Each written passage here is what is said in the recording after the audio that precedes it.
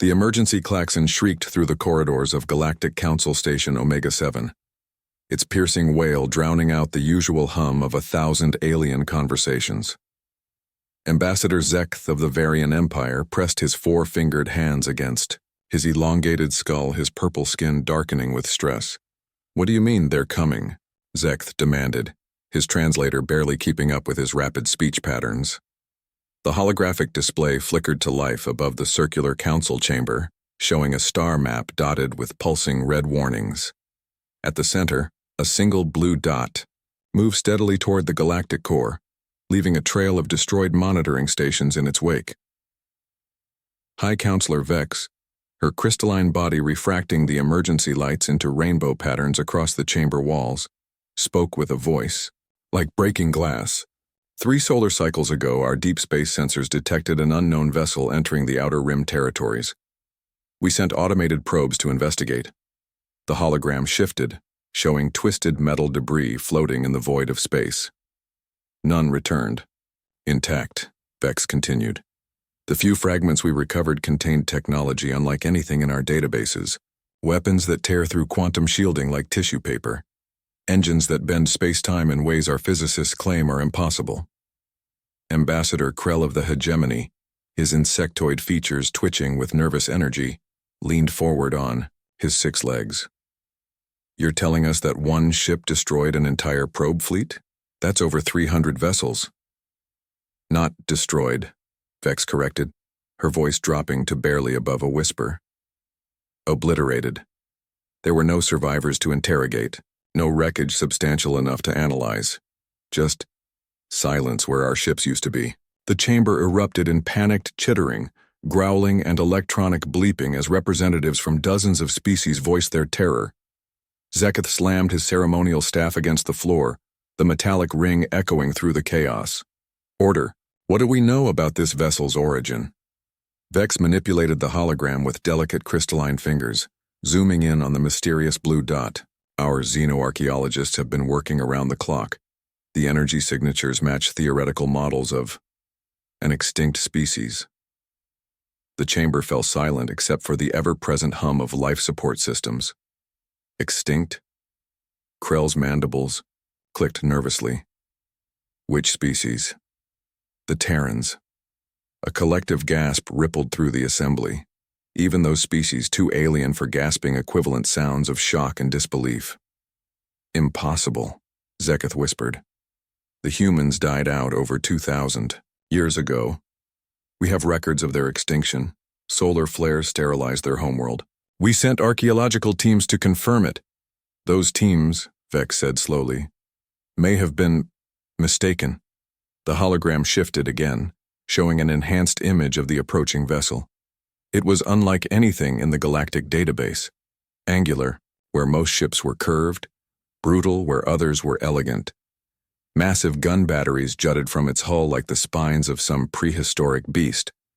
Strange symbols covered its dark metal surface, symbols that seemed to pulse with their own inner light. By the 7 moons, Ambassador Drix of the Polarian Confederation breathed through his breathing apparatus. "How large is that thing?" 47 kilometers from bow to stern, Vex replied. "Mass equivalent to a small moon. And it's heading directly for the galactic capital." "What do they want?" someone called from the back of the chamber. Vex's crystalline form shimmered as she accessed the station's communication logs. "We've been trying to establish contact for 3 days. Finally, this morning, we received a response."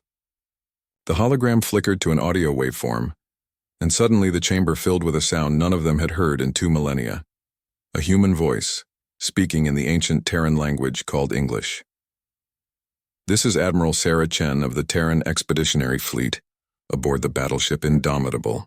To the current occupants of what was once human space, you have 36 hours to explain why our colonies are gone, and our people are missing. Failure to provide a satisfactory answer will result in consequences." The transmission ended, leaving the chamber in stunned silence. Krell's compound eyes reflected the emergency lights as he spoke in a trembling voice. "What colonies? What people? The humans never expanded beyond their home system." But even as he said it, doubt crept into his voice. The archaeological records were old, translated through dozens of languages over thousands of years. What if they were wrong? What if the humans had spread farther than anyone knew? Zeketh stood on shaking legs, his purple skin now pale lavender with fear. Send word to all member fleets. Emergency mobilization protocols are now in effect. You want to fight them? Vex asked, her voice cracking like breaking ice. I want to be ready, Zeketh replied, but deep in his heart, he wondered if any amount of readiness would be enough. As the council dissolved into frantic preparation, none of them noticed the small communication device hidden in the chamber's shadows, faithfully transmitting everything to the dark ship approaching from the rim. Chapter 2. The Admiral's Gambit, 37,000 light-years away.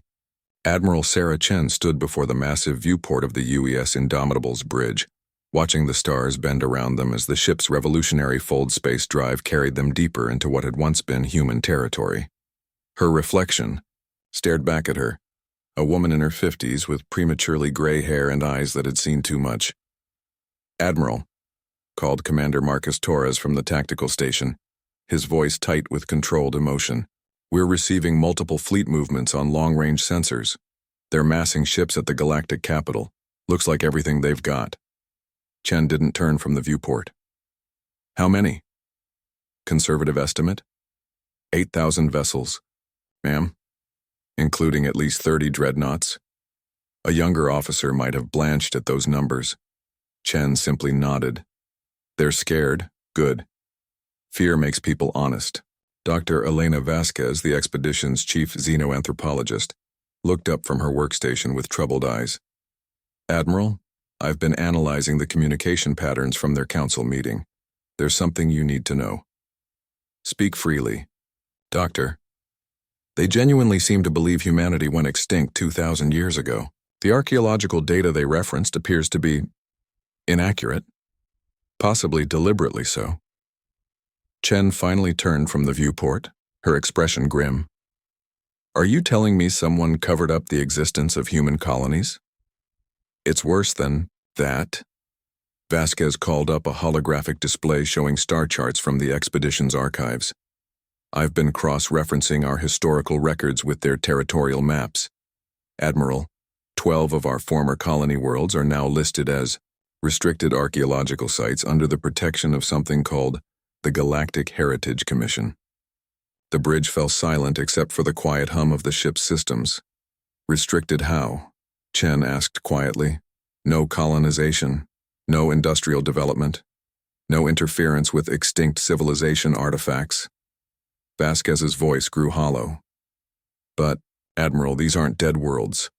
I'm detecting energy signatures consistent with active settlements on at least 6 of them. Commander Torres's hands clenched into fists. You're saying our people are still there? After 2,000 years? It's possible. Human colonies were designed to be self-sufficient, with proper resource management and minimal external threats. They could have thrived, Chen finished. She moved to the central command station, her fingers dancing over the controls. Navigation, set course for the nearest restricted site, New Geneva in the Kepler 442 system. Ma'am, interrupted Lieutenant Kim Nakamura from communications. We're receiving another transmission from the Galactic Council. They're requesting a diplomatic meeting. Put it through. The main screen flickered to life, showing the interior of what was clearly a massive space station. Dozens of alien species were visible in the background, but the speaker was humanoid. Enough to be unsettling. Too tall, skin too pale, eyes too large. I am High Counselor Vex of the Galactic Council, the being said, its voice translated into English by the ship's AI. We welcome the return of humanity to galactic civilization. Perhaps there has been a misunderstanding. Chen stepped forward, her uniform crisp, her bearing military straight. I am Admiral Sarah Chen, speaking for the Terran Colonial Authority. The only misunderstanding, Counselor, is how our 12 established colonies became your archaeological sites while our people were somehow forgotten by history. A visible tremor ran through Vex's crystalline form. Admiral, I assure you, if there are human survivors on those worlds, we had no knowledge of their existence. The records clearly indicate. The records lie. Chen's voice cut through the translation delay like a blade. 24 hours, counselor. I want full access to New Geneva and an explanation for why my people have been isolated from the galaxy for 2 millennia. And I want the names of everyone involved in this archaeological preservation project. Admiral, please let us arrange a proper diplomatic meeting. Surely we can resolve this without... Without what, counselor? Without me discovering what really happened to human space? Chen's smile was cold as the void between stars. You seem to be operating under the assumption that I need your permission to visit human worlds. The connection cut to static. Commander Torres moved to Chen's side. Admiral, if there really are 8,000 ships waiting for us, then we'd better make sure we don't fight all of them at once. Chen's fingers flew over the tactical display. Dr. Vasquez, I need everything you can tell me about the political structure of this galactic council. Who's in charge, who wants to be in charge, and who might be willing to throw the current leadership under the transport if it meant saving their own skin. Ma'am, that could take hours to... You have 30 minutes. Chen's eyes returned to the viewport where the stars continued their ancient dance. Because in 31 minutes we're going to find out what happened to our colonies. And if I don't like what we discover... She left the threat unfinished, but everyone on the bridge understood. The Indomitable carried enough firepower to crack planets, and Admiral Sarah Chen had the look of someone willing to use it. As the ship's fold space drive spun up for the jump to New Geneva, none of the crew noticed the subtle changes in the quantum wake behind them, changes that suggested they weren't traveling through space alone. Chapter 3. The Discovery That Changed Everything. The New Geneva system looked exactly as it had in the colonial archives, a yellow star very much like Sol, with 7 planets orbiting in stable harmony. But as the Indomitable dropped out of fold space at the system's edge, Admiral Chen knew immediately that something was terribly wrong. Sensor sweep complete, reported Commander Torres, his voice strained. Admiral, you need to see this. The main display lit up with tactical data. New Geneva Prime, the 4th planet, glowed with the infrared signature of massive urban development. Orbital platforms ringed the world like a metal constellation, and surrounding it all, like some cosmic cage, was a network of sensor buoys and automated defense platforms. How many people? Chen asked quietly. Conservative estimate based on energy consumption patterns. 400 million. Dr. Vasquez leaned forward, her face pale. Admiral, I'm detecting quantum communication arrays, industrial fusion reactors, even what looks like early fold space research facilities. This isn't a stagnant colony. This is a thriving civilization that's been locked away from the rest of the galaxy for 2,000 years, Chen finished. Her hands gripped the command chair's armrests until her knuckles went white. Are they responding to our hails? Lieutenant Nakamura shook her head. The orbital platforms are jamming all communications, but, Admiral, I'm also detecting something else. The quantum signatures match the probe network we encountered at the rim. They're watching us, Torres concluded. Have been since we entered the system. Chen stood and moved to the tactical station. Full sensor sweep. I want to know about every piece of metal in this system, from orbital habitats to garbage scows. The results were even more disturbing than she'd feared. New Geneva wasn't just inhabited, it was fortified. The orbital platforms weren't just sensors. They were weapons emplacements powerful enough to crack continents. And based on the energy readings, they were fully automated. It's a prison, Chen whispered. They've turned our colony worlds into prisons. Admiral, Dr. Vasquez called from her station. I'm reading massive quantum fluctuations from the outer system. Something's coming through fold space. The tactical display erupted with new contacts, first dozens, then hundreds, then thousands, of ships dropping out of faster-than-light travel around the system's perimeter. The Galactic Council fleet had arrived in force. 8,312 vessels, Torres reported. They're forming a containment perimeter around the system. And leaving us right in the middle, Chen observed. How considerate of them. A priority communication request flashed on the main screen. Chen nodded to Nakamura, who opened the channel. High Counselor Vex appeared, but she wasn't alone. Behind her stood representatives of what looked like every major species in the galaxy, their faces ranging from nervous to terrified to coldly determined. "Admiral Chen," Vex began, "you are in violation of Galactic Heritage Preservation Act 2847. You must withdraw immediately from this protected archaeological site." "Protected from what?" Chen demanded. "From the 400 million human beings living on that planet?" A murmur ran through the alien assembly behind Vex. Several beings exchanged glances that, even across species barriers, clearly meant trouble. "Admiral," said a new voice, Ambassador Zekth stepping forward. "You don't understand the situation, these worlds, the humans on them. They're not like you." "Explain." Zekth's purple skin had gone almost white. 2,000 years of isolation, genetic drift, cultural stagnation. They're primitive, dangerous. The Heritage Commission was established to protect them from themselves and to protect the galaxy from them. Chen's laugh was like breaking glass. "Protect the galaxy? From humans? You have to understand," Vex interjected. "When our archaeologists first discovered the surviving colonies, they were in the middle of civil wars, terrible conflicts using weapons that violated every civilized convention of war. The Heritage Commission intervened to prevent them from destroying themselves. By imprisoning them," Chen said flatly. "By preserving them," Zeketh corrected. "The isolation protocols were meant to be temporary, just until they could be rehabilitated. For 2,000 years. An uncomfortable silence fell over the transmission. "Admiral," a new voice spoke from the back of the alien assembly. Chen couldn't see the speaker clearly, but the voice was electronic, artificial. "Perhaps you should see what your people have become." The transmission shifted to recorded footage, grainy surveillance videos from the surface of New Geneva Prime. At first, Chen saw what looked like any other human settlement, cities, farms, transportation networks. But then the recording focused on a military parade in what looked like the planetary capital. The soldiers marching in perfect formation were definitely human, but they wore armor unlike anything in Terran military archives.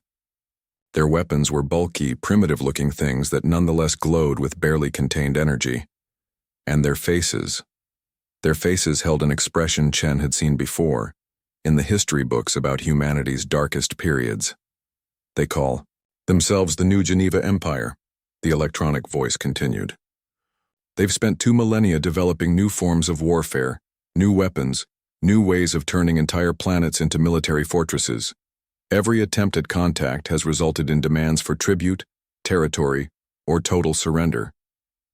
Chen watched the parade continue, noting the orbital fighters passing overhead, the massive artillery pieces being towed through the streets, the crowds cheering with fervor that bordered on religious ecstasy. "How many colonies?" she asked quietly. 12 confirmed, Vex replied. "Each one has developed along similar lines. Military dictatorships, xenophobic ideologies, weapons technology that advances faster than their wisdom. And you decided to keep them locked up rather than try to help them." "We tried," Zekth exploded.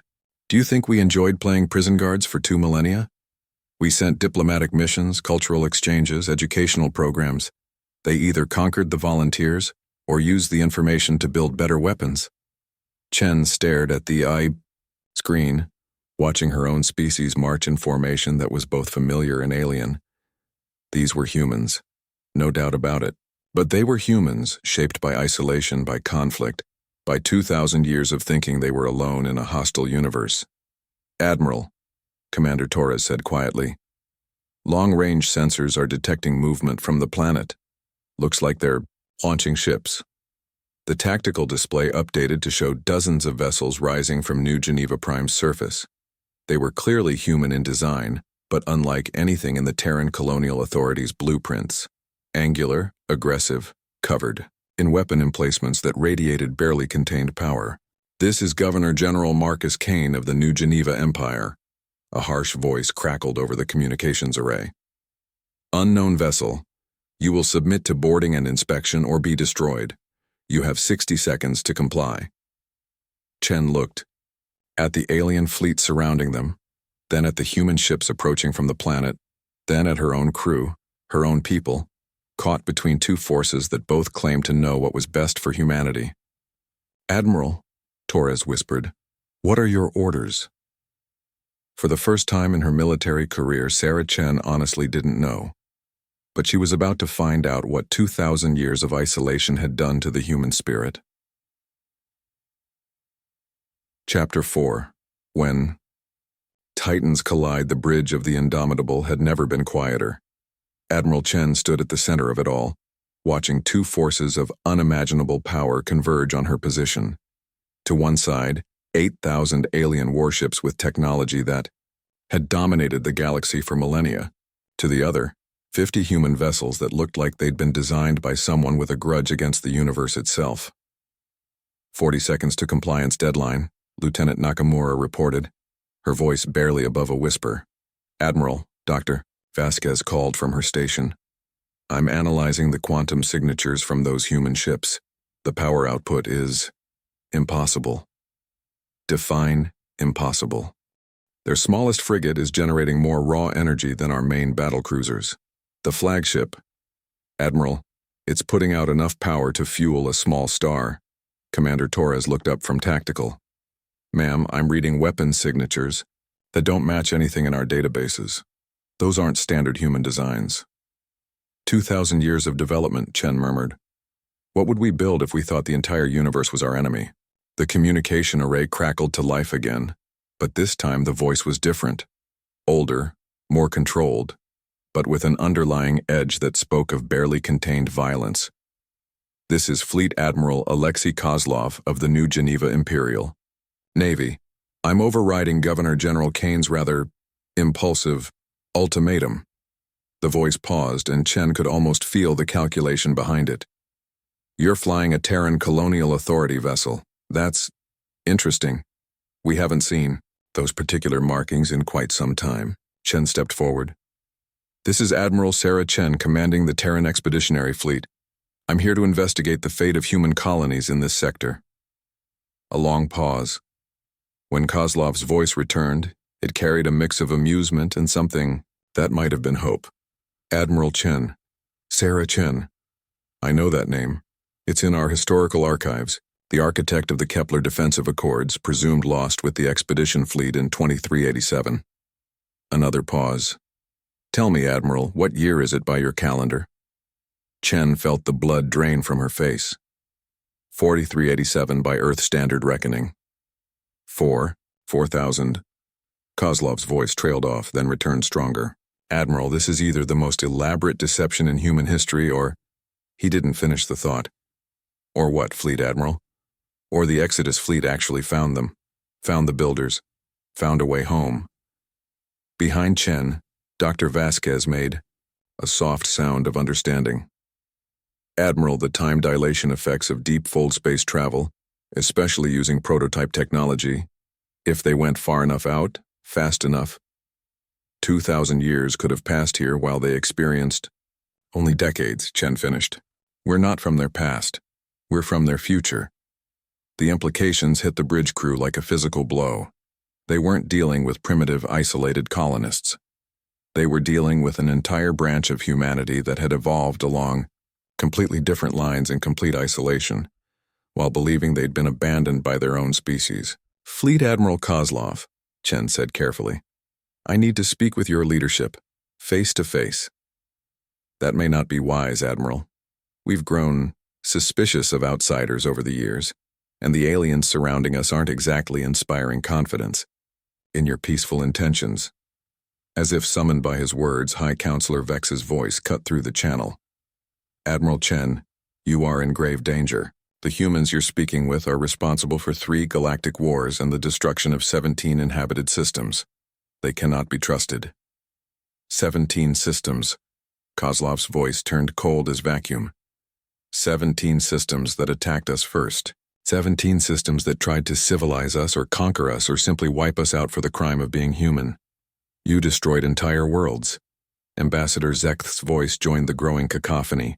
We defended ourselves, Governor General. Kane's younger, harsher voice cut back in. Every time we tried diplomacy, every time we offered trade or alliance, you responded with ultimatums and threats. Because you demanded tribute. You claimed territory that wasn't yours. Territory that was ours. Human colony worlds that you protected by keeping us prisoner. Chen raised her hand, and somehow, impossibly, both sides fell silent. Enough, she said quietly, but her voice carried through every channel. I didn't come here to referee a 2,000-year-old argument. I came here to find the truth. She moved to the communication console and opened a general broadcast to all ships in the system. My name is Admiral Sarah Chen of the Terran Expeditionary Fleet. 2,000 years ago, by local time frame, my people sent 12 colony ships to establish humanity's first interstellar settlements. Those ships were meant to be the foundation of a peaceful human expansion into the galaxy. She paused, looking at the tactical display showing thousands of ships bristling with weapons. Instead, I find a galaxy where humans are considered a threat to be contained, and human colonies have become fortress worlds convinced that everyone wants to destroy them. Both sides claim the other started it. Both sides have blood on their hands. And both sides seem to have forgotten that we're all supposed to be better than this. The communication channels were silent except for the soft hiss of space itself. So here's what's going to happen, Chen continued. I'm going to take a shuttle to New Geneva Prime. I'm going to meet with your leadership and see these developments for myself, and then I'm going to decide whether humanity belongs in this galaxy or whether we need to find somewhere else to call home. Admiral, Commander Torres said urgently, the tactical situation, Chen interrupted, is that we have 8,000 alien ships on one side and 50 human ships on the other, and everyone's ready to start shooting. One more or one less isn't going to change those odds. She turned to face her crew. If something happens to me, your orders are simple. Get this ship home and report what we've found. Let Earth decide whether humanity's future lies in this galaxy, or among the stars we haven't explored yet. As she headed for the shuttle bay, none of them noticed the small cloaked vessels that had been shadowing the Indomitable since the Rim. Vessels that were even now transmitting everything they'd witnessed to forces that had their own plans for humanity's return to galactic civilization. Forces that had been waiting 2,000 years for this exact moment. Epilogue. The choice. That echoed through time. 3 days later, Admiral Sarah Chen stood in the observation deck of the New Geneva Imperial Palace, looking out over a city that was simultaneously familiar and alien. The architecture was human, but it had been shaped by centuries of conflict into something more fortress than metropolis. Every building was reinforced, every street designed to be defensible, every civilian structure built to withstand orbital bombardment. Behind her, Fleet Admiral Kozlov poured 2 glasses of something that smelled like whiskey, but glowed faintly blue. Synthetic alcohol, he explained, offering her a glass. We learned to make it from processed asteroid minerals about 800 years ago. It's not bad once you get used to it. Chen accepted the drink but didn't taste it immediately. Tell me about the wars. Kozlov's face, weathered by decades of command, grew distant. Which ones? The Varian expedition of 2847, the hegemony blockade of 3156, the Great Purge of 3789. All of them. Kozlov moved to join her at the window. Below them, the city hummed with activity. Transport shuttles carrying goods between the surface and orbital platforms, children playing in parks that doubled as emergency shelters, civilians going about their daily lives with the casual efficiency of people who had never known true peace. It started simple enough, Kozlov said.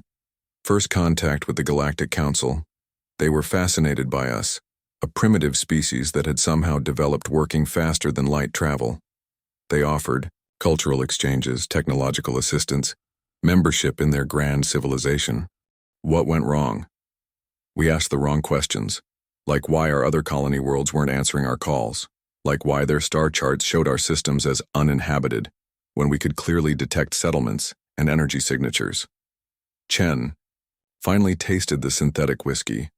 It was actually quite good, with a warmth that spread through her chest. They were already isolating you. One by one, they'd arrive at a human world with humanitarian aid and protective protocols. The colonies would vanish from galactic communication networks, marked as archaeological sites or quarantine zones, or simply deleted from the records entirely. So you fought back. Kozlov's laugh was bitter. We tried diplomacy first. For 50 years we tried everything: negotiations, appeals to their ethics, even offering to withdraw from contested systems. But every compromise we made just convinced them we were weak. Every show of good faith was met with new demands. He gestured toward the orbital platforms visible through the transparent aluminum window. Those defense networks, they weren't built to attack alien worlds.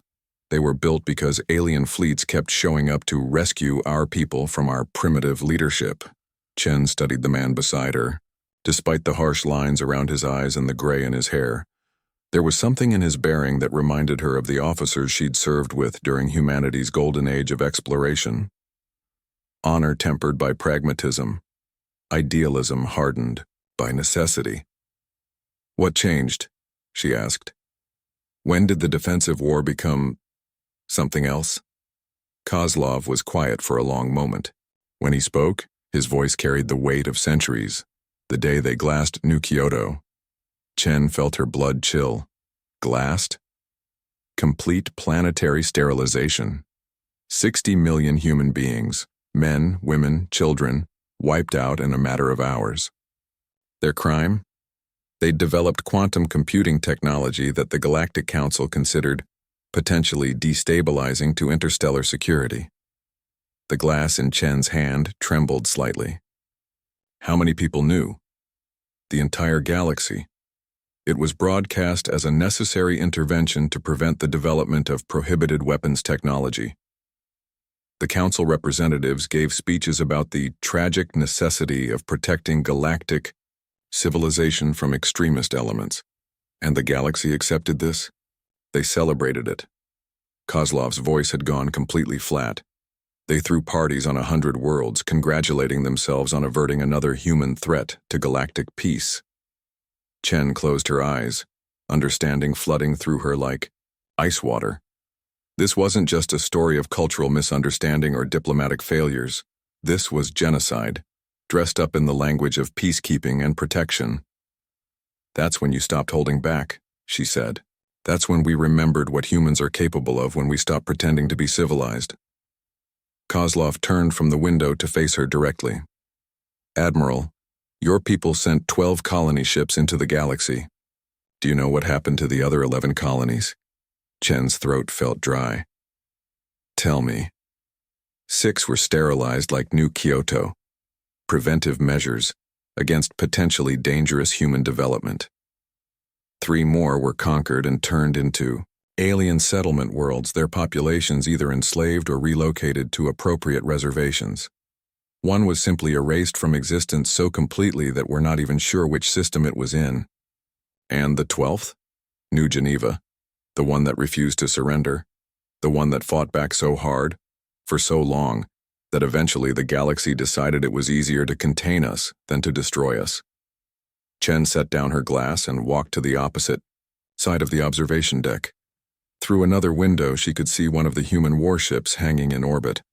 A massive, angular beast bristling with weapons that seemed to bend space around them.